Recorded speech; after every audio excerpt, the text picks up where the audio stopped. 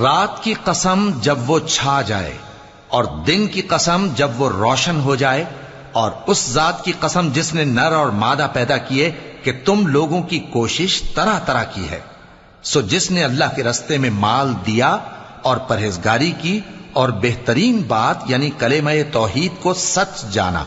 تو اس کو ہم آسان طریقے کی توفیق دیں گے، اور جس نے بخل کیا اور بے پرواہ بنا رہا اور بہترین بات کو جھوٹ سمجھا،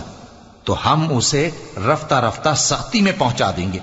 اور جب وہ دوزخ کے گڑھے میں گرے گا تو اس کا مال اس کے کچھ بھی کام نہ آئے گا۔ یقیناً راہ دکھا دینا ہمارا ذمہ ہے، اور بے شک آخرت اور دنیا ہماری ہی ملکیت ہیں۔ سو میں نے تم کو بھڑکتی آگ سے خبردار کر دیا ہے،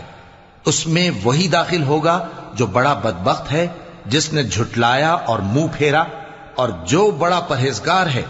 وہ اس سے